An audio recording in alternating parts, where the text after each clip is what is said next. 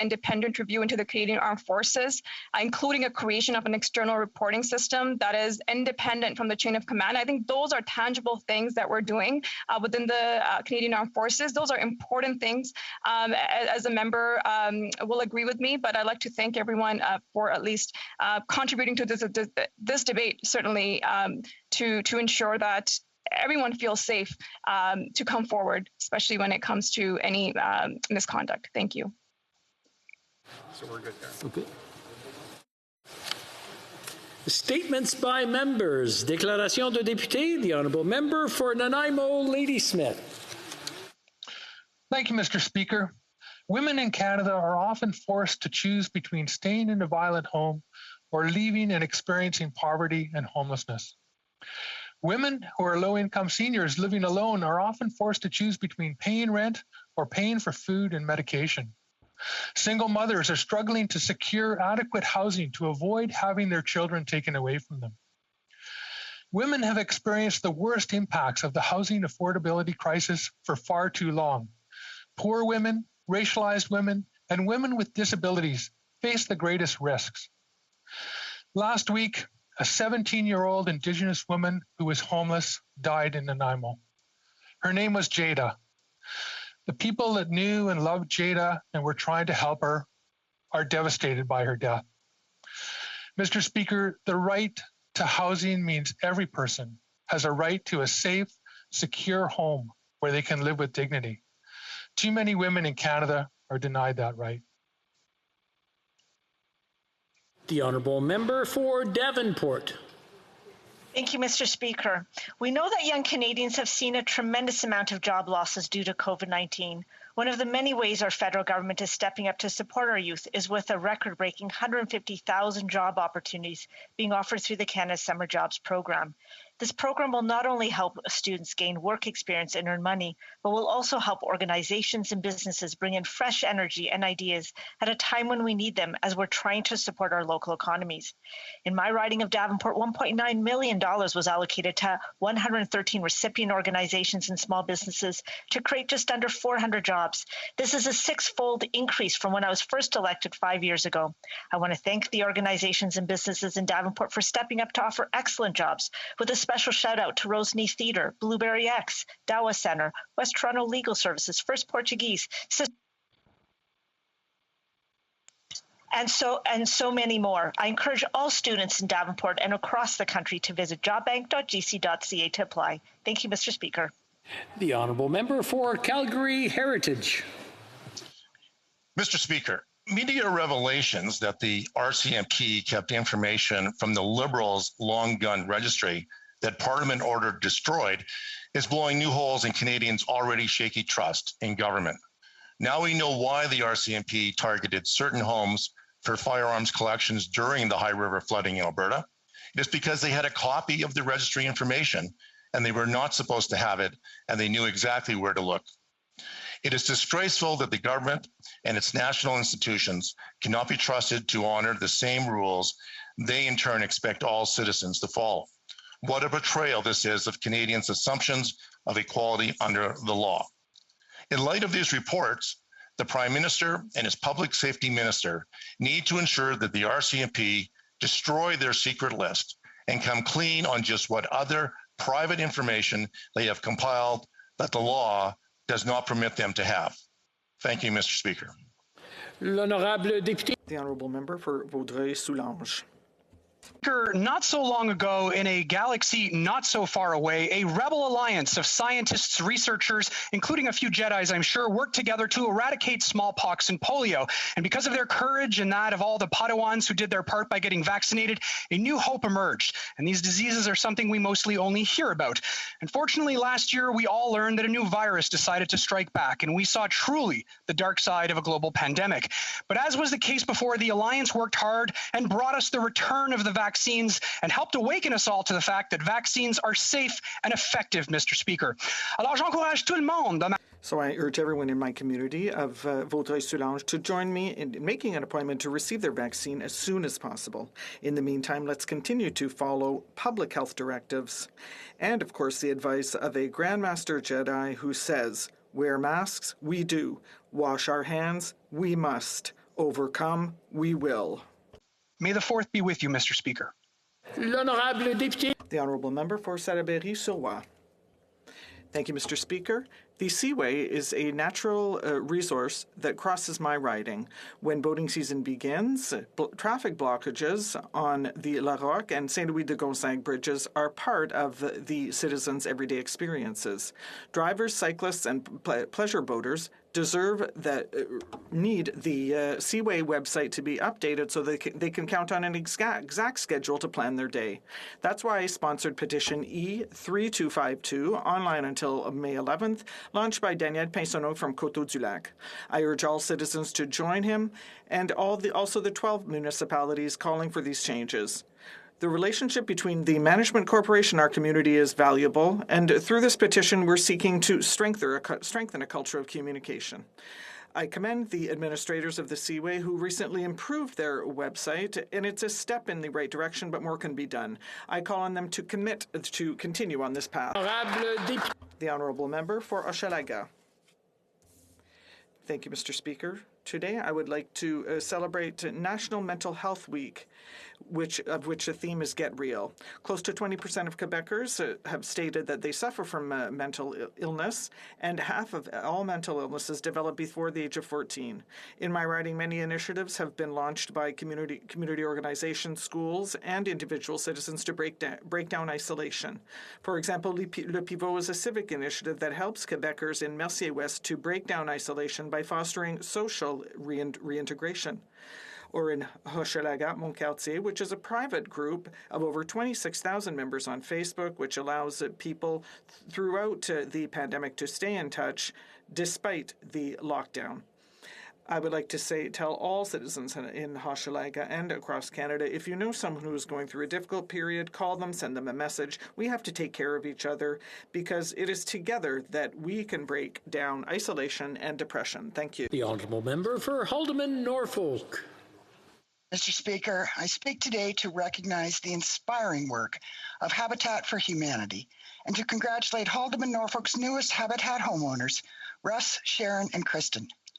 Habitat for Humanity mobilizes volunteers, businesses, and communities to help families in need build strength, stability, and self-reliance through affordable home ownership.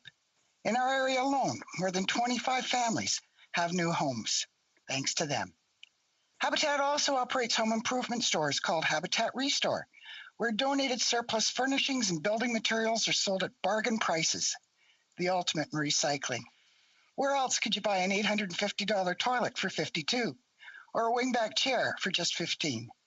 My heartiest thanks go to the volunteers, donors, businesses, and staff who work so hard to make the dream of affordable home ownership come true, even during a pandemic. The Honourable Member for York Centre. Thank you, Mr. Speaker. Mr. Speaker, this week is Mental Health Week. This year's theme is centered on getting real about how you feel, building our own capacities, and giving voice and understanding to our own mental health. The mental health of Canadians has been challenged this past year. For the many families, essential workers, and health teams from coast to coast to coast, this is an important time to reflect on how we are doing and supporting our mental health and well-being. During Mental Health Week and every week, we should be able, without stigma, to name and deal with our emotions. Being able to talk about our ups and downs, as awkward as it might sometimes feel, is essential. Conversations about our mental health with friends, family, and neighbors, especially during these challenging times, is something we should and must talk about. Mental Health Week reminds us to take care of ourselves and to show up for one another, to take action and use the resource networks available to us, like wellnesstogether.ca and Kids Help Phone. Why? Because, Mr. Speaker, we know that a healthy society is one that supports the mental health of all Canadians. The Honourable Member for Toronto Danforth. Thank you, Mr. Speaker. Our artists have been hit hard by the pandemic, and yet right now we need them more than ever. It is their stories and songs that are helping us through COVID-19. Helping artists and creators is at the heart of what C10 is about, making sure that web giants creative industries for the stories. I'm going to interrupt the Honourable Member. If I can get her to maybe bring her microphone up a bit and start over so that I know it's an important message that she's giving, and I want to make sure that everyone hears it. Well then, thank you, Mr. Speaker. Our artists have been hard hit by the pandemic, and yet right now we need them more than ever. It is their stories and songs that are helping us get through COVID-19. Helping artists and creators is at the heart of what C10 is about, making sure that web giants contribute to our great creative industries for the stories, for the music, and for the Canadian jobs in this important industry from coast to coast to coast. I hope that the Conservatives will end their filibuster and allow all of us to complete C10 and the urgent work required for our artists. I was pleased to see Canadian Independent Music Association, SOCAN, IATSE, Unifor, and others show their support for us to continue through clause by clause and to make it easier to discover Canadian shows and music and make sure that web giants are making financial contributions to the Canadian sector. Let's get this done for our artists. The Honourable Member for Kootenay-Columbia. Mr. Speaker, local farm kid Clarence C.B. Lang took his first job at the Hushcroft Sawmill in Creston, BC. It was a chance flight with an RCAF World War II flight instructor, Ken Hushcroft, who owned the sawmill, where Lang discovered his passion for flight, joining the Royal Canadian Air Force the following year. Clarence was chosen to fly the difficult slot position with the famed Golden Hawks. In 1966, he was a squadron leader of the Golden Centenaires, formed to celebrate Canada's 100th birthday. They flew over 100 shows and were the only Air Force aerobatic unit to land and take off in formation, considered the best in the world. In fact, Commander of the American Thunderbird said it was the finest exhibition of precision flying ever seen. Colonel Clarence Lang retired to Creston. Hushcroft's son Johnny purchased a Golden Centenaire Tudor and is now working to pedestal the Ionic plane near Creston this summer, hoping to one day see the snowbirds fly over. Mr. Speaker, today I'd like to acknowledge Johnny Hushcroft, his team, and the important works to secure the legacy of this hero, Clarence C.P. Lang. The Honourable Member for Mississauga East Cooksville. Speaker, yesterday I had the wonderful virtual opportunity to join our Polish and Lithuanian residents in Canada to commemorate the 230th anniversary of one of the oldest constitutions in the world. For our 1 million plus people of Polish and Lithuanian descent living in Canada, this was an important occasion. Poland also celebrated its National Day, which marks the anniversary of the adoption of the Constitution of 3rd of May, 1791. Our Polish and Lithuanian Canadians continue to help make Canada the strong and vibrant country it is today. You have made a remarkable contribution to local businesses, services, and the cultural fabric of our country. I am also truly honored to represent one of the largest Polish communities in our nation. This past year has been a very challenging year. I would like to take this opportunity to thank all our Polish and Lithuanian frontline essential workers. It is indeed a commendable, brave fight against COVID-19. I am proud to convey my heartfelt, huge thank you. Thank you, Mr. Speaker. The Honourable Member for Barrie Innisfil. Today is International Firefighters Day. After the tragic deaths of 5 firefighters in Australia in 1998, the day is observed to remember those who died in the line of duty, while at the same time showing our support and appreciation to firefighters who work in unimaginable situations to protect our communities. As a former firefighter, I can speak to the commitment and professionalism that every firefighter has for the communities they serve. It's a proud tradition, a calling that's often generational, as it was in my case with my uncle Peter Hayes, who worked 35 years with York and then Toronto Fire Services. This calling, however, comes with great sacrifices, occupational illness and disease, mental health issues, broken families, and death related to service, to name a few. But if you ask any firefighter if they would choose another career, many would say no. To my former IAFF colleagues in Markham, to the Barrie and Innisfil firefighters, to all firefighters across Canada, happy International Firefighters Day. Stay safe and stay healthy. The Honourable Member for Wellington, Halton Hills. Mr. Speaker, the Halifax International Security Forum has announced the winner of the 2020 John McCain Prize for Leadership in Public Service, Tsai Ing-wen, President of Taiwan. Despite being pressured by the government to withhold the prize, the Halifax International Security Forum decided to stand up and speak out for human rights, democracy, and the rule of law. President Tsai Ing-wen has been a strong leader in standing up to the belligerents coming from the Chinese Communist leadership in Beijing and speaking up about their violations of human rights and international law. She has been a tireless champion for the rules-based international order. Once again, congratulations to President Tsai Ing-wen on receiving the John McCain Prize for Leadership in Public Service. The Honourable Member for Skeena-Bulkley Valley. Mr. Speaker, cultural events lie at the heart of life in Northwest BC, whether it's the all-native basketball tournament in Prince Rupert or Hobier in the Nass Valley. Having these events canceled by the pandemic has been hard on folks. But now people have found a reason to come together virtually because Kiefer Collison, the voice of CFNR and the All-Native, has made it to the final week of the reality show Big Brother Canada. A proud Haida, born and raised in Old Masset, Kiefer's huge smile, signature mullet, and generosity of spirit reflect the best of the Northwest. His time on Big Brother is teaching Canada who Indigenous people truly are, erasing stereotypes, and bringing people together. Here at home, store windows are decorated and people of all ages are wearing Keep It Real t-shirts to cheer him on. Mr. Speaker, the pandemic has been overwhelming and stressful for many, so when there are small things that bring joy, it's worth embracing them. Best of luck, Kiefer, and as Kiefer says, love, peace, and Ulican Grease. L'honorable député. The Honourable Member for Rivière-des-Mille-Îles. Thank you, Mr. Speaker. This is National Mental Health Week, and we must remember that the pandemic specifically affects people who are the most vulnerable. So I am very pleased to announce that we have a new project in my riding, the Café Parenthèse, which offers an environment that is non-restrictive, welcoming, and safe for people who are socially disorganized or emotionally distressed, and where they can receive services from different care workers and emerge from their isolation. This is a true parenthesis, a place that is accessible, non-judgmental, and that allows isolated people to progress at their own pace. More than ever, we need initiatives like the Café Parenthèse to help those who are marginalized and underprivileged get back to a good quality of life. Thank you to both organizations that sponsored this project, the Atelier Ensemble On Se Tient and the Écluse des Laurentides. And a specific hello to Ms. Priscilla. Thank you. The Honourable Member for Lethbridge.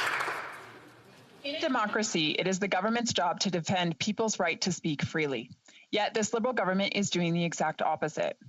The Liberals changed their own legislation, Bill C-10, by removing the one section that protected the content Canadians post on their social media pages. The reason to ask is, why? For Bill C-10 to become law, it first has to pass a sniff test to make sure that it abides by the Charter of Rights and Freedoms. In November, the Justice Minister gave C-10 the green light, citing Clause 3, which protected individuals' online content from censorship. Interestingly enough, however, that's the very section that was removed. Last week at committee, I put forward a motion that would seek to ensure Canadians' rights are protected. The Liberals shut down debate. Indeed, freedom is messy, but the alternative is soul-crushing and altogether destructive. Respect for the Charter should not be a partisan issue. However, it is increasingly so. Conservatives will always defend Canadian Charter of Rights and Freedoms. I would invite the Liberal members to do the same. The Honourable Member for Pontiac. Mr. Speaker, the Outaouais region recently lost an ambassador, the chef and owner of the restaurant Laurier Dubois in Chelsea, Mr. Jean-Claude Chartrand. I would like to express my sympathies to his spouse José and their children to whom I spoke this morning. We called him Chef Jean-Claude, and he will be forever remembered thanks to his sense of the hospitality and the pleasure that he took in making food. The public appreciated his sense of humor, and particularly his love for the local products of the Outaouais region, especially when he was on the Le Combat des Villes show on Radio-Canada, where he made it to the finals. Mr. Speaker, for many Quebecers, including myself, Chef Jean-Claude is the one who gave me who introduced me to cooking and who made me aware of how important it is to support our small local agricultural producers.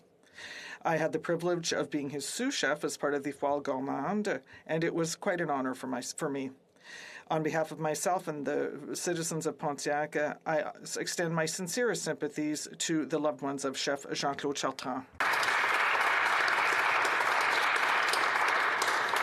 Oral questions. Question orale, the Honourable Leader of the Opposition.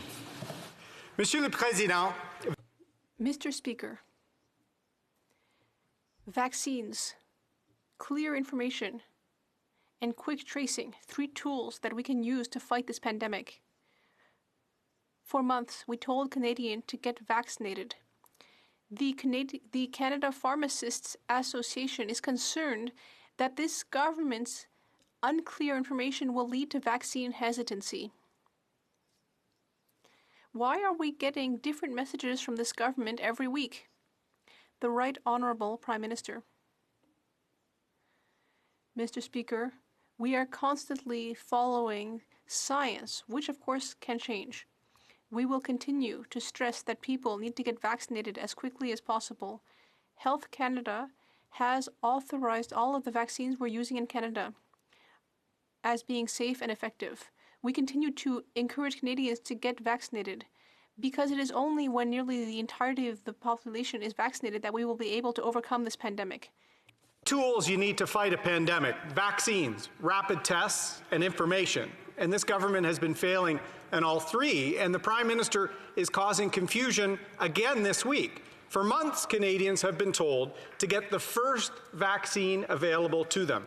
Today, the Prime Minister refused to confirm that advice on 10 different occasions. Canadians deserve clarity from this government. Is there a preferred type of vaccine? The Right Honourable Prime Minister. Mr. Speaker, it's extremely important that Canadians get the facts, and that's why we continue to update them on scientific recommendations and experts recommendations of doctors. But the reality is, and I will say it, as I said it many times this morning, as I've been saying it for months, the most important thing is to get vaccinated. With the first vaccine offered to you, it is how we get through this. Every vaccine for use in Canada has been judged safe and effective by Health Canada. We all need to get vaccinated to get through this pandemic. Hear, hear. The Honourable Leader of the Opposition. Mr. Speaker, during the Mark Norman trial, we learned that General Vance was so close to the Prime Minister's office that he went to dinner with senior staff, including Katie Telford. Mark Norman could not have been charged, Mr. Speaker, without the testimony of General Vance. Did Katie Telford sit on the General Vance allegations to further the Norman prosecution? The Right Honourable Prime Minister. No. The Honourable Leader of the Opposition. Well, that's interesting, Mr. Speaker, because when this Prime Minister in January 2019 was asked questions about the Norman trial, he said he was in regular contact with General Vance. That was a year after the Prime Minister's Chief of Staff was aware of sexual misconduct allegations against the General. And that was 4 months before this Prime Minister gave the General a $50,000 raise. Did the Prime Minister himself know about the allegations against General Vance, or is he satisfied with the cover-up conducted by his Chief of Staff? The Right Honourable Prime Minister. Mr. Speaker, once again, as a government, we have always taken extremely seriously our responsibility to ensure that survivors who come forward with allegations or experiences of sexual harassment or sexual assault get properly supported. We have seen time and time again over many years that the processes in place have not been strong enough to support them. We made significant investments and improvements in those processes, but there is more to do, and that is what we are focused on as a government by appointing Justice Arbour and General Carignan. We will continue to make sure we are supporting anyone who comes forward with allegations. The Honourable Leader of the Opposition. A survivor did come forward 3 years ago, Mr. Speaker, but it seemed to interfere with the Mark Norman prosecution. The testimony of General Vance was critical to the Norman prosecution. And PCO lawyers, the department that is the Prime Minister's department, were found in documents to have said they needed to, quote, engineer the issues at stake, end quote, in the Norman trial. Who was doing the engineering? The Privy Council office and Ms. Telford, the Chief of Staff to the Prime Minister. So I will ask him again. Did his Chief of Staff sit on allegations against the Chief of Defence Staff to further the Norman prosecution? The Right Honourable Prime Minister.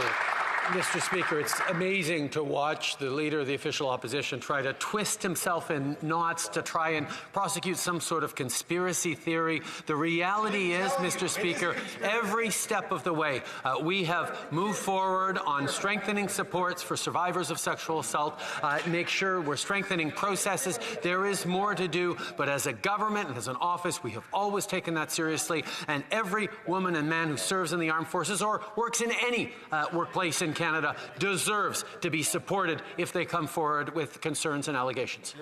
L'honorable député de Belleuil. The honourable member for Belleuil-Chambly. Thank you, Mr. Speaker. Nearly 1 million people throughout Canada have fallen victim to identity fraud. 1 million people who will be asked to pay taxes on sums that they never received. They are fraud victims. The government has told them to pay the taxes and that they'll be repaid later.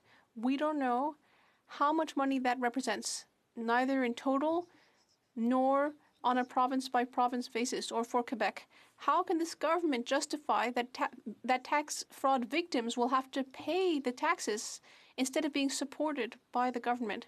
The Right Honourable Prime Minister. Mr. Speaker, that's entirely false. The priority with the CERB was always to help Canadians quickly when they needed it. That's exactly what we did with CERB. We know that some Canadians have fallen victim to fraud. The department is working closely with the Canadian Anti-Fraud Centre in order to attempt to resolve this problem. We will continue to work together, but we would like to stress that fraud victims will not be responsible for the sums stolen by those who stole their identity. We are here to support Canadians during this difficult time. The honourable member for Belleuil-Chambly. The Prime Minister, Mr. Speaker, just said the opposite of what is being done. He said that victims will not be held responsible for the sums stolen by fraudsters, but they are being asked to pay tax on the sums stolen by the fraudsters. That's exactly the opposite of what the Prime Minister just said. Quebec gave an extra month to people to give them the time. We could at least give some time to the public servants to understand what's happening. And maybe we should even give 6 months to the minister so she can understand her file. Will the Prime Minister reassure victims that they wanted to pay taxes on these sums? The Right Honourable Prime Minister. Mr. Speaker, as I said, the departments are working closely with the Anti-Fraud Centre in order to resolve these problems. We will always be there to support fraud victims in this country. We also provided the departments the necessary resources to increase their capacity to detect fraud, to carry out investigations, and to help Canadians. We will be there to help fraud victims. The honourable member for Burnaby South. Mr. Speaker, we were in the same situation in 2015 when it comes to sexual misconduct in the armed forces. Justice Deschamps drafted a report where she clearly said that it is completely inadequate to repeat the mantra zero tolerance without actually taking action to protect women. And what did the Liberal government do? It just continued to repeat empty words without taking concrete actions to help women in the armed forces. Why is this Prime Minister refusing to implement the recommendations of the Deschamps report? The Right Honourable Prime Minister. Mr. Speaker, since 2015, we have taken concrete measures, both in the armed forces and within our government, to support the victims and survivors of sexual violence. We listened to survivors. We strengthened our laws against conjugal violence. We reinforced our gender-based violence strategy. In June 2017, we announced the first federal strategy to prevent gender-based violence. We invested $200 million in that. We established a national action plan that was announced in January. We will continue to work hard to protect everyone. For Burnaby South. Right now, there is a chilling message being sent to women in the Canadian Armed Forces that if you raise a complaint and it makes it to the highest office of this land, you will be ignored and nothing will be done. Instead of fixing it, the Liberal government wants to put in place another inquiry, despite ignoring the inquiry from 2015 and not putting in place any of the recommendations. And the Conservatives want to get into a fight about who's worse. Let me help you out. Both the Conservatives and the Liberals have failed to protect women in the Canadian Armed Forces. What will the Prime Minister do concretely to protect women in the Canadian Armed Forces? Right Honourable Prime Minister. Mr. Speaker, last week, in addition to appointing Justice Arbour to move forward on lasting reforms, we appointed General Jenny Carignan to head up a unit specifically dedicated to hearing, receiving and supporting anyone who comes forward with allegations of unacceptable conduct or harassment or assault. We have continued over the past many years to make investments in fighting gender-based violence, in pushing back against misogyny, at fighting domestic violence, at being there to support survivors, and we will continue to. There's much more work to do. The Honourable Member for Chicoutimi-Le-Fjord. Mr. Speaker, the PMO Chief of Staff is supposed to be the Prime Minister's right arm, the person working behind the scenes to keep everything working, the ship's rudder during a storm. It's a person who works very closely with the Prime Minister. The Ombudsman confirmed that Chief of Staff Telford was aware of the allegations against Mr. Vance. Either the Prime Minister knew, or there is absolutely no communication in his office, which is true. The Right Honourable Prime Minister. Mr. Speaker, I want to make it very clear that the Canadian Armed Forces members make enormous sacrifices to protect Canadians, regardless of rank or gender, and have an undeniable right to serve with safety. It is clear that we have not lived up to our responsibility to protect members from misconduct, and we're going to do better. And that's why we announced Madame Louise Arbour will lead an independent external comprehensive review. Plus, we have also named Lieutenant General Jenny Carignan as the Chief Professional Conduct and Culture. These are just the first initial steps, and we will do more. Thank you, Mr. Speaker. L'honorable député de Chicoutimi-Le-Fjord. The Honourable Member for Chicoutimi-Le-Fjord. Mr. Speaker, the Canadian Armed Forces are a global leader with regard to the proportion of women in the ranks. The Liberal Party claims to be the party of feminism and diversity, but it continues to sweep scandals under the rug to protect its old boys club. The Minister of Defence neglected to protect women in service. It's this government's code of silence. Will this Prime Minister continue to claim that he wasn't aware of what was happening? The Honourable Minister. Mr. Speaker, I want to be very clear that Mr. Waldman, when he brought up those concerns of misconduct involving the former Chief of Defence Staff, he did not provide details. But, Mr. Speaker, you know who had the details? The Leader of the Official Opposition, who knew rumors back in 2015 regarding General Vance that he felt were so serious enough that he brought it to the Prime Minister's Chief of Staff at that time. Perhaps the Leader of the Opposition would like to provide greater details, what he knew in 2015, and still appointed General Vance. Thank you. The Honourable Member for Selkirk Interlake Eastman. Mr. Speaker, that minister had actual evidence, not just rumors, and did nothing with it. The Defence Minister was personally briefed by the former military ombudsman about sexual misconduct allegations against General Vance, but the Defence Minister refuses to say he knew it was sexual misconduct. Senior advisor to the Prime Minister, Elder Marquez, knew it was sexual harassment, and so did the Prime Minister's Privy Council office. They released briefing notes and emails that prove beyond a shadow of doubt it was referred to as sexual harassment. So how does the Defence Minister expect us to believe he never told the Prime Minister that his top soldier stood accused of sexual misconduct? The Honourable Minister. Mr. Speaker, I want to make it very clear. As I said at committee, do not know the nature of the specifics of the details. The former ombudsman brought up concerns of misconduct involving the former Chief of Defence Staff, but did not provide any details. But, Mr. Speaker, you know who had the details?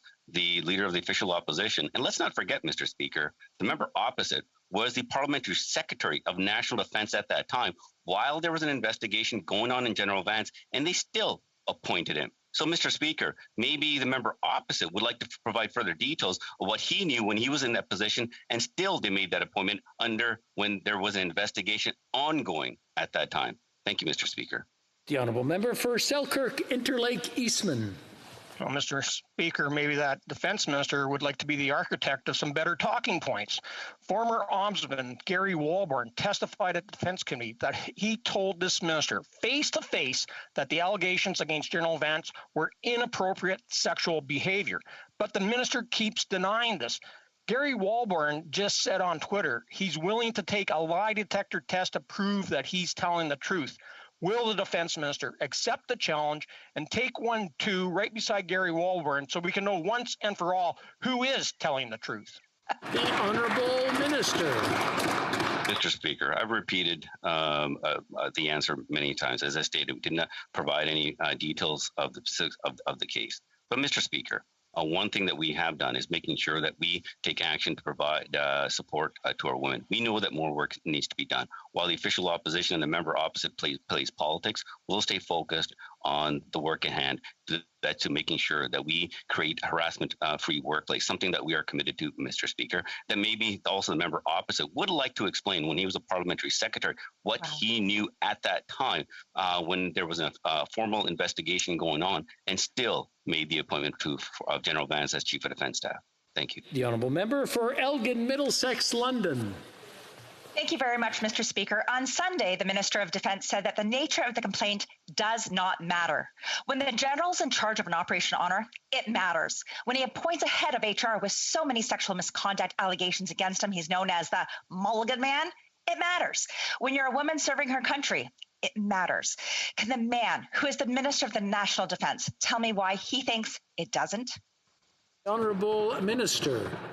Mr. Speaker, I want to make it very clear. To take a quote out of context, on what I've stated was that followed all the process when the information was provided. But when it comes to a Chief of Defence Staff, any type of misconduct that is brought forward, it has to be taken seriously. And that's exactly what we did, Mr. Speaker. We know that we have more work to do, and that's exactly what we're going to be doing to making sure that we create a harassment-free workplace inside the Canadian Armed Forces. Thank you. The Honourable Member for Elgin, Middlesex, London. Speaker, the Prime Minister has nowhere to shift the blame on this total failure. He continues to claim that he knew nothing of the allegations, but his Defence Minister knew, the Defence Ombudsman knew, his Chief of Staff knew, Elder Marquez knew, the former Chief of the Privy Council knew.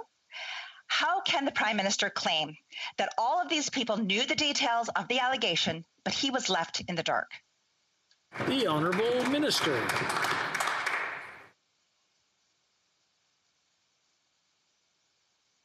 The Honourable Minister. Mr. Speaker, our government has absolutely no tolerance for misconduct. We follow the process, the same one that the previous government had followed. The current leader of the official opposition was made aware of misconduct rumors back in 2015. It was serious enough that he asked his staff to notify the Prime Minister's Chief of Staff, who then took it to the Privy Council office for a review.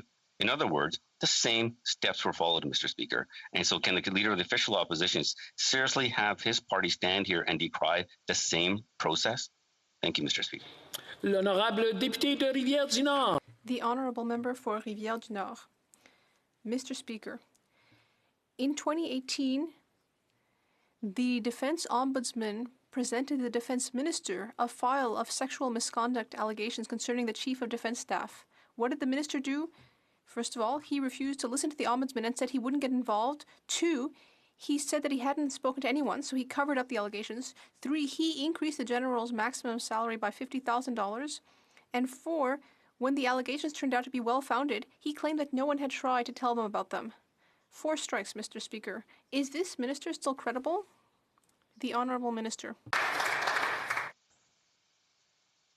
Mr. Speaker, completely disagree with the assertions that the member opposite is making. When information was provided, as I stated, no details were provided at that time. Nonetheless, we gave direction to the Ombudsman, which was followed up the very next day, Mr. Speaker. The process was followed. Now, it did not work for provide the justice for the survivors, Mr. Speaker. But in this case here, no politician should ever get involved in any type of investigation, Mr. Speaker. We have more work to do, but we will get it done. Thank you.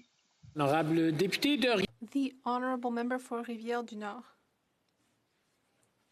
Well, in reaction to the scandal, The Minister of Defense mandated former Justice Louise Arbour to investigate. The mandate he gave her is essentially to examine the recommendations of another inquiry with another ex-justice, Marie Deschamps, whose report was published 6 years ago. The minister, therefore, is asking for recommendations on other recommendations that have been shelved for 6 years, but that are suddenly seem to be very important now that he's in trouble. As long as he's the one who is responsible for having those recommendations applied, can victims really believe that something will be done?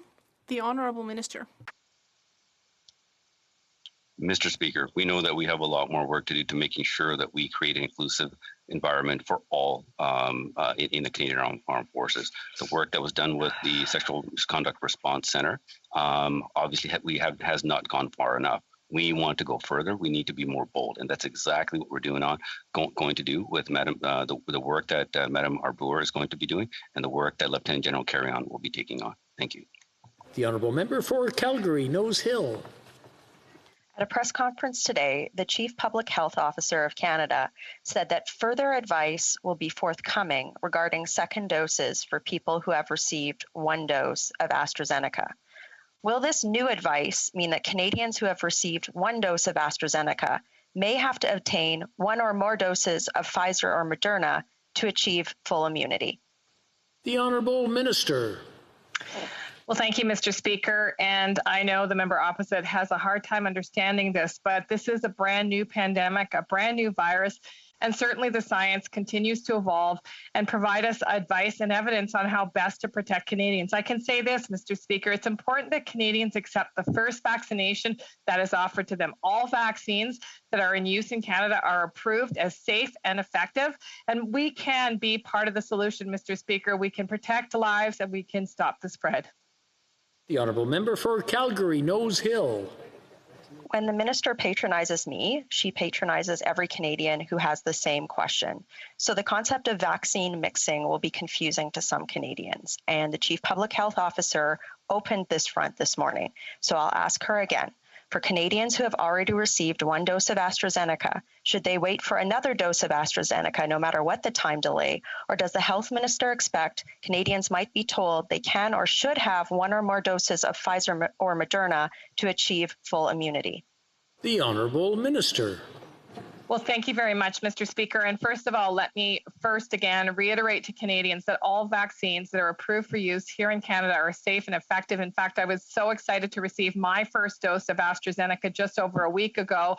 And I certainly encourage my friends and my family, certainly all of the people in my community to accept the first vaccination that offered to us. We know that vaccines save lives, Mr. Speaker, and they also contribute to stopping the spread. We can see the finish line. We can see the finish line here and across the world. Vaccination is important and will continue to provide Canadians with the best science as it evolves.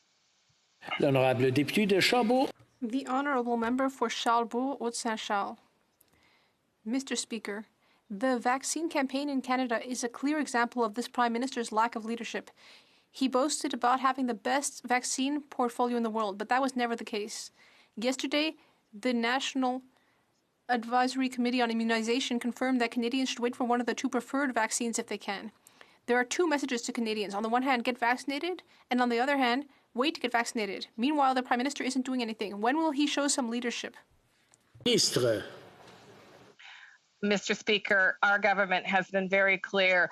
All vaccines approved for use in Canada are safe and effective, both for stopping the spread of COVID and for saving lives. It is very unfortunate to hear the member opposite try to incite fear in Canadians. I would encourage Canadians who have questions about vaccination to speak to their healthcare professionals, to speak to the pharmacists, to speak to the vaccinators across the country who are taking such great care and working so quickly. In fact, Mr. Speaker, over 14 million Canadians have received their first dose. Vaccination is our path forward, and I am so thrilled and honored to be vaccinated myself. Thank you. L'honorable député de Charbot. The Honourable Member for Charlebourg, Haute-Saint-Charles. I would remind the Minister that I'm not trying to scare Canadians. We are listening to scientists, and scientists are saying something different from the Minister. Now, another question. Millions of masks ordered by Ottawa for the pandemic were not delivered because of a quality problem. But an $80 million payment was made to the Montreal company Tango Communications Marketing. And now, taxpayers are on the hook for $80 million for masks which don't meet Canadian standards. Perhaps the Prime Minister thinks that money grows on trees.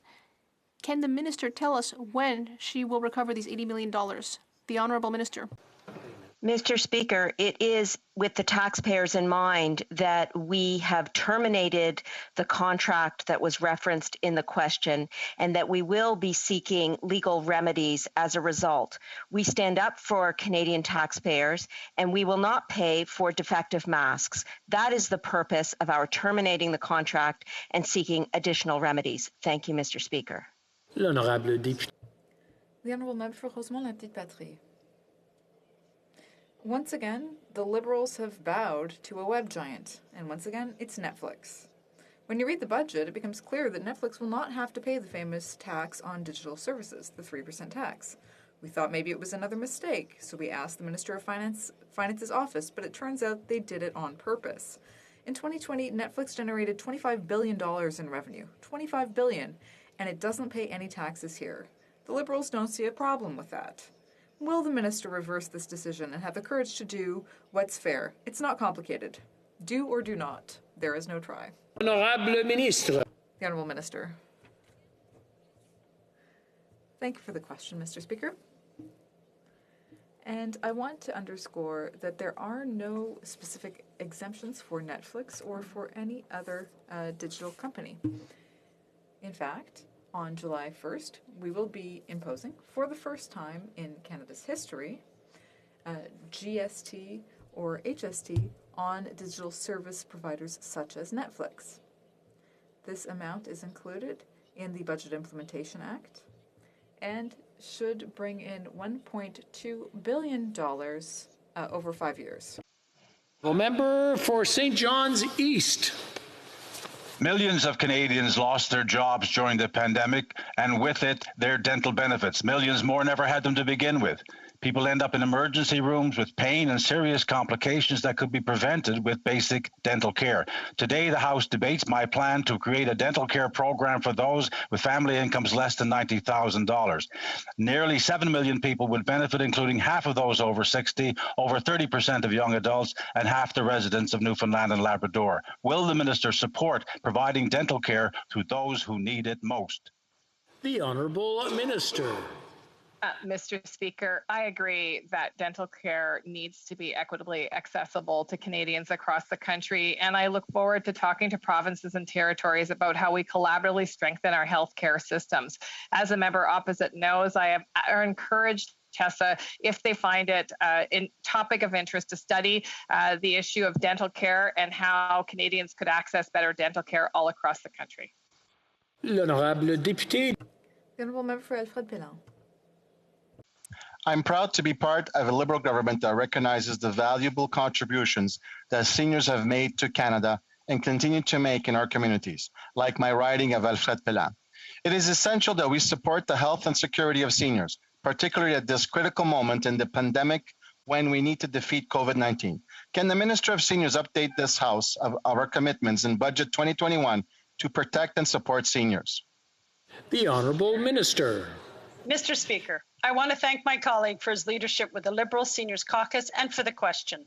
Budget 2021 recognizes seniors' increased needs as they age. In August, we are issuing seniors who are 75 and older as of June 2022 a one-time $500 payment. And we're delivering on our commitment to increase old age security by 10% for those 75 plus in July of 2022. We're also investing $3 billion in long-term care and $90 million over 3 years to launch our Age Well at Home initiative. Our government will always be there to support seniors. Honourable Member for Lethbridge. 10 times the Heritage Minister has decried fake news when questioned about Bill C-10. Those who have criticized the Liberals' attempt to violate Canadians' freedom of expression have been called extremists. Yesterday, the minister resorted to a new low by attacking my personal beliefs and values because he didn't like that I was asking important questions that Canadians have. Is this government only interested in protecting the speech they agree with? The Honourable Minister. Thank you, Mr. Speaker. Our artists are amongst the Canadians who have been hit the hardest by the pandemic. They're suffering financially and mentally. C10 brought them the hope that things would get better soon, with the promise of forcing web giants to invest in our stories and music. Now, the Conservatives are stalling C10, siding with web giants against Canadian artists who are deprived of hundreds of millions of dollars. Why is the Conservative Party siding with Google, one of the wealthiest companies in the world, instead of Canadian musicians and artists, Mr. Speaker? The honourable member for Lethbridge. Well, that was a non-answer. For bills like C10 to become law, they have to pass a sniff test in order to make sure that they adhere to the Canadian Charter of Rights and Freedoms. In November, the Justice Minister gave C10 a green light, but the bill has changed significantly since that time. Experts believe that a new opinion is needed from the Justice Minister. Over and over again, the Heritage Minister, including just right now, has proven incompetent in his ability to answer my questions. So, to the Justice Minister, does he agree that a new charter statement is needed? The Honourable Minister. Thank you, Mr. Speaker. This bill isn't about what Canadians do online. It's about what the web giants don't do, which is to support Canadian stories and music. This bill explicitly exempts individuals from contribution requirements. We have and will continue to improve this bill so it can serve Canadian creators. But again, Mr. Speaker, the real issue is, why is the Conservative Party taking sides with some of the wealthiest companies in the world, like Google and YouTube, instead of supporting Canadian artists? The Honourable Member for Richmond Athabasca. Mr. Speaker, for the last week, we've been asking the Minister of Heritage to explain why he won't listen to experts who say that Bill C-10 is a direct attack on freedom of expression. He denies the facts and refuses our request for a new opinion from the Department of Justice. So since he can't take responsibility, I'm going to ask my question directly to the Minister of Justice. Will the Minister of Justice provide us with a new opinion to ensure that Section 2B of the Canadian Charter is respected? Yes or no? For the Minister of Justice. The Honourable Minister. Merci, Monsieur le Président. Thank you, Mr. Speaker. You know, actions speak louder than words. My respected colleague has the opportunity here to support Francophone artists all across the country. Bill C-10 would allow us to invest tens of billions of dollars in culture and music and television shows, movies, to support Francophone culture all across the country. So if he cares so much about Francophone culture as he says he is, why doesn't he stop throwing a wrench into the works and support all of the artistic unions in Quebec who say that this bill should be supported? Thank you. The Honourable Member for Richmond Athabasca. It's fascinating to see that we have a new Minister of Justice. Well, the former CRTC Commissioner, Peter Menzies, said, "This is a full-blown attack on freedom of expression and the foundations of democracy. It's hard to understand the level of hubris or incompetence that would lead someone to believe that such an encroachment on rights is justifiable." So I repeat my question to the Minister of Justice. Will he provide us with a new opinion to ensure that Section 2B of the Canadian Charter of Rights and Freedoms is respected? Yes or no? The Honourable Minister. Thank you, Mr. Speaker. Last year, Google made profits of over $180 billion US. For YouTube, over $15 billion. And all we're asking for in Bill C-10 is that a small portion of that be invested to support Canadian and Quebec culture for our artists.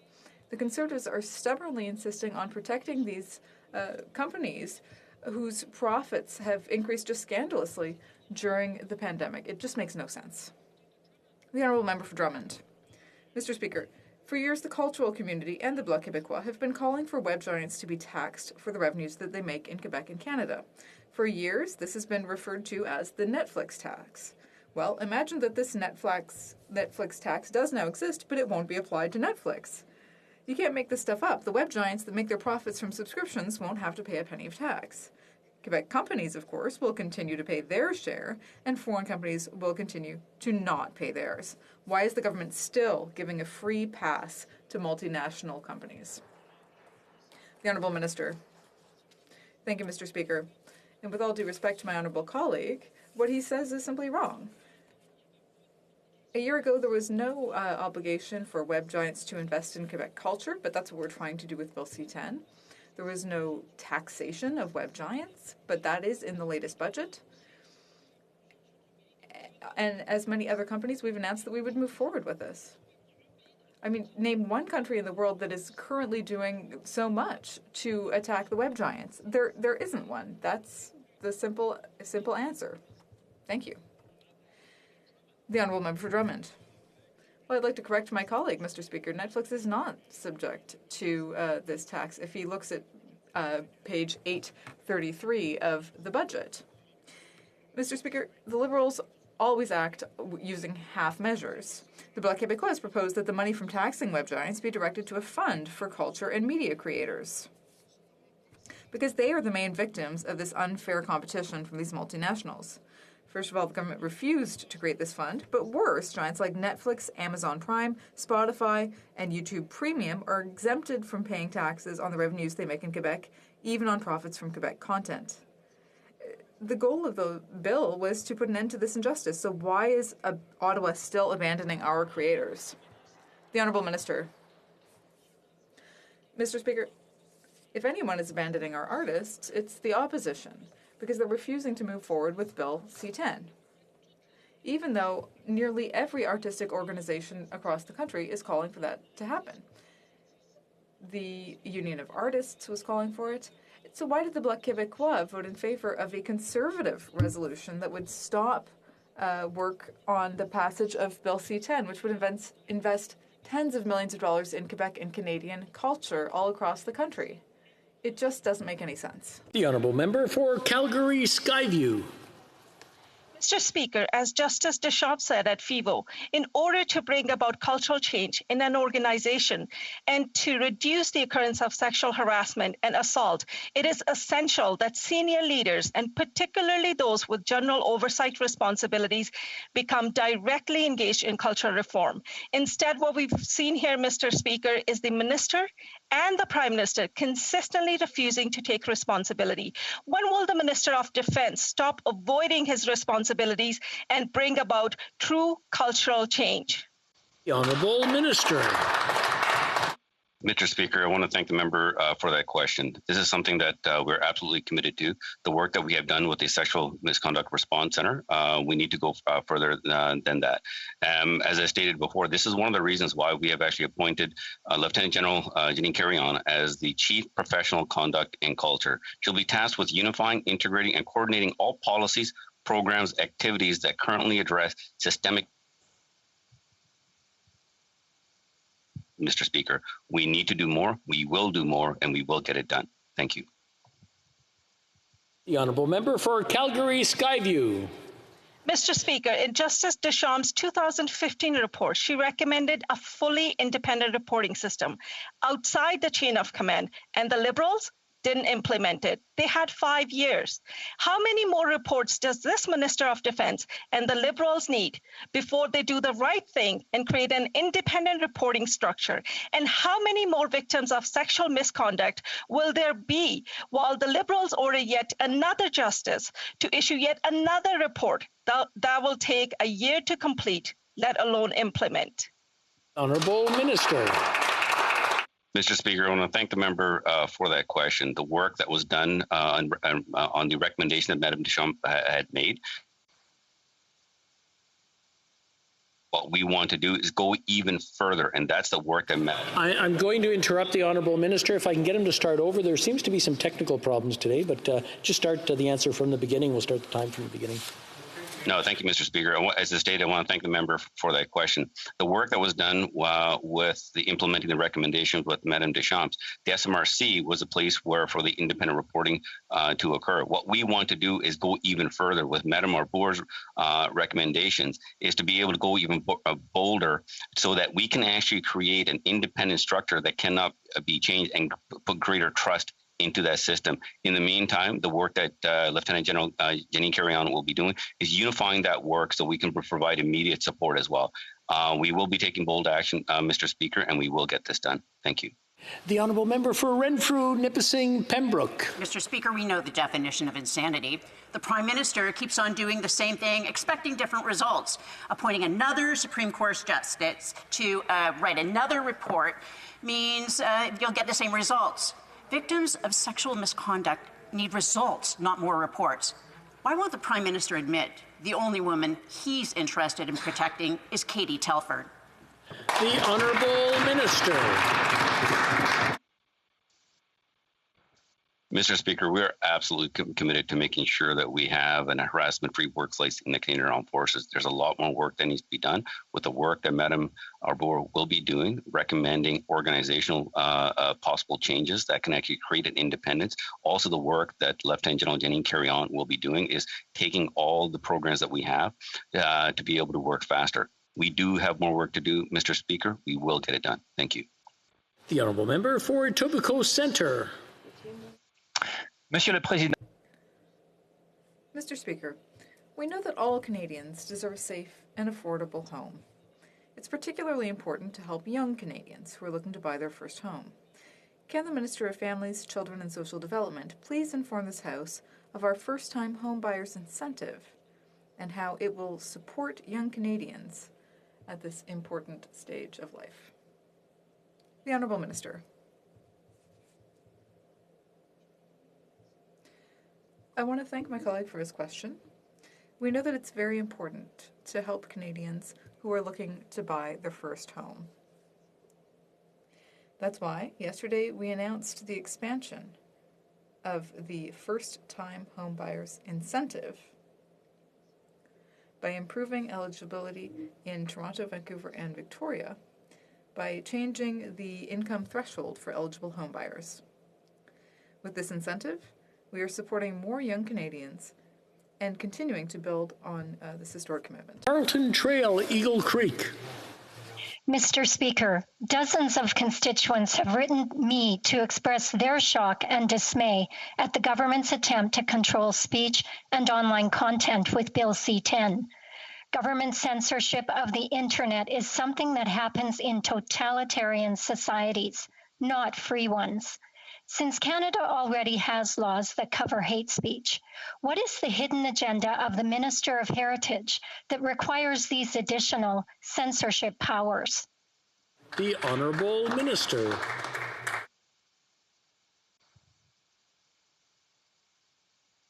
My apologies, Mr. Speaker. This issue has nothing to do with free speech. This has nothing to do with what Canadians do online. This has everything to do with what web giants aren't doing, which is investing in Canadian artists and Canadian musicians, in Canadian cultures. But again, Mr. Speaker, why is the Conservative Party protecting the interest of some of the wealthiest companies in this world instead of protecting the interest of Canadian artists and musicians, Mr. Speaker? The honourable member for Lambton, Kent, Middlesex. Speaker, my office has been inundated with calls and emails from constituents who are furious about Bill C-10, and for good reason. By rejecting an exemption that would have protected them and their social media posts from the long arm of the CRTC, this government is taking away their charter rights of freedom of speech and expression. Now, I know the Prime Minister admires basic dictatorships, but my constituents do not. So, Mr. Speaker, why is this government feeling so threatened by Canadians' rights to free speech? The Honourable Minister. Thank you, Mr. Speaker. Our artists are among the Canadians who've been hurt the hardest by the pandemic. They're suffering financially and mentally. C-10 brought them the hope that things would get better soon, with the promise of forcing Web Giant to invest in our stories and music. Now the Conservatives are stalling C-10, siding with web giants against Canadian artists and creators who are deprived of hundreds of millions of dollars. Why is this Conservative Party siding with Google, one of the wealthiest companies in the world, instead of Canadian musicians and artists, Mr. Speaker? The honourable member for Foothills. It makes no sense. Desperately needed deliveries of vaccine are being delayed, but the Liberals are pushing away a Canadian solution. Providence Therapeutics in Calgary is leaving Canada because the Liberals refuse to support a Canadian vaccine. The CEO of Providence said, "I gave the Canadian government the ball on the goal line. They just needed to punch it in." But they picked it up and ran the other direction. is the Prime Minister really willing to fumble away a made-in-Canada vaccine simply because it's based in Alberta? The Honourable Minister. Mr. Speaker, I would say to my colleague, this is highly offensive, Mr. Speaker. Since the earliest days of the COVID-19 pandemic, we have focused on investing in made-in-Canada vaccine candidates across the nation and increasing our domestic biomanufacturing capacity. Like Providence, every company that came forward was reviewed by the COVID-19 task force, which is made up of leading scientific and industry experts. In fact, we have invested nearly $10 million, Mr. Speaker, $10 million in Providence Therapeutics Project, and I will continue to engage with the CEO like I have done in the past, Mr. Speaker. Thank you very much. Honourable Member for Brampton South. Mr. Speaker, last week the Conservatives chose to spend their opposition day debating vaccine and timeline facts. Let's be clear, we are all focused on ensuring everyone has access to a vaccine as quickly as possible, and we have seen that. But Mr. Speaker, rather than presenting us with an honest debate, members opposite proposal magical timelines, showing yet again how out of touch with the reality they are. Mr. Speaker, can the minister provide Canadians with vaccine facts they can trust for today and going forward? The Honourable Minister. Mr. Speaker, I thank the member from Brampton South for her question and excellent work. This week, Mr. Speaker, we're receiving 2 million doses of Pfizer and 1 million doses of Moderna. That's 3 million doses, Mr. Speaker. And then in the month of May, 2 million doses per week of Pfizer and up to 2.4 million doses per week during the month of June, for a total of 48 million doses at a minimum, cumulative over all doses by the end of June. Mr. Speaker, those are the facts, and we will report and stick to the facts. Thank you. The Honourable Member for London Fanshawe. Women in Canada's armed forces are asking for real action to address the toxic culture that has existed within the armed forces for years. Instead, Liberals and Conservatives are busy playing the blame game. Well, newsflash, you're both to blame. Mr. Speaker, it is the Prime Minister's responsibility to restore women's broken trust and ensure that reports of sexual misconduct will be taken seriously. Will the Prime Minister end his platitudes, stop dragging his feet, and take responsibility for his failure to act? Will he implement the recommendations of the Deschamps report now? The Honourable Minister.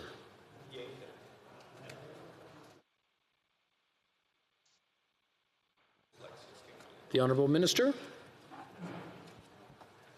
Mr. Speaker, the Canadian Armed Forces members make enormous sacrifices to protect Canadians regardless of rank or gender and have an undeniable right to serve with safety. It is clear that we have not lived up to our responsibility to protect members from misconduct, and that's why we have announced Madam Louise Arbour, who will lead independent external comprehensive review into harassment and sexual misconduct to make even bolder recommendations and changes to the Canadian Armed Forces. We've also named Lieutenant General Jenny Carillon, who will be the Chief Professional Conduct and Culture. These are just some of the first initial steps, Mr. Speaker. We have more work to do. Thank you. The Honourable Member for Don Valley East.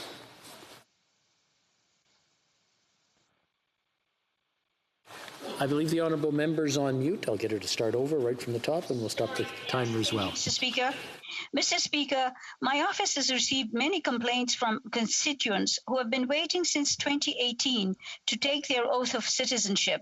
There is also a delay of over 6 months in processing work permits, putting people's lives in limbos. Overseas sponsorship applications from many countries are delayed by 5 years.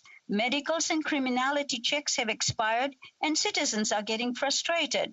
Could the Minister for Immigration please advise what is being done to reduce this unfair processing backlog? Thank you, Mr. Speaker. The Honourable Minister.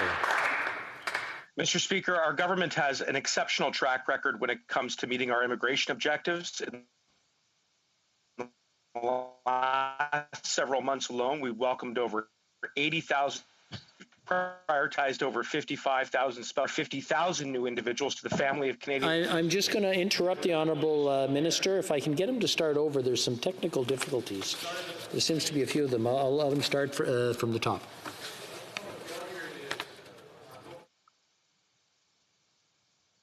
He's stuck. Mr. Speaker, There we go. our government has an exceptional track record when it comes to meeting our immigration. In the last sponsorship applications, and we've welcomed over 50,000 new individuals to the family of Canadian citizenship. And we're not going to stop there. We're going to do these things because we know that immigration is one of the keys to our economic recovery and Canada's long-term prosperity. I'm afraid that's all the time we have. C'est tout le temps que nous avons pour la période de questions aujourd'hui. That's all the time we have for question period today. 10 p.m. Pursuant to order made on Monday, January 25th, 2021, the House will now proceed to taking the deferred recorded division on the amendment of Monsieur Deltel to the motion at a second reading of Bill C-12. Convoquez les députés. Call in the members.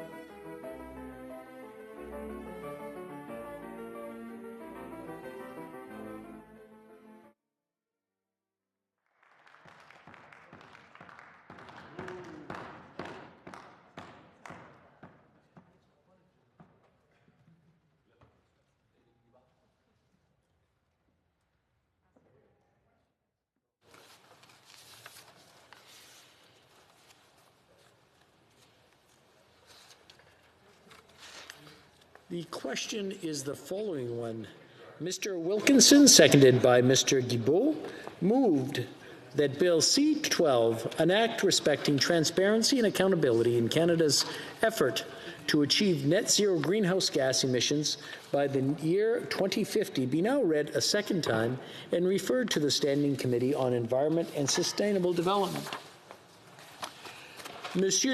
Mr. Deltel, seconded by Mr. Richards, moved the following amendment: that the motion be amended by deleting all the words after the word "that" and substituting the following. Decline to give second reading to Bill C-12, an act respecting transparency and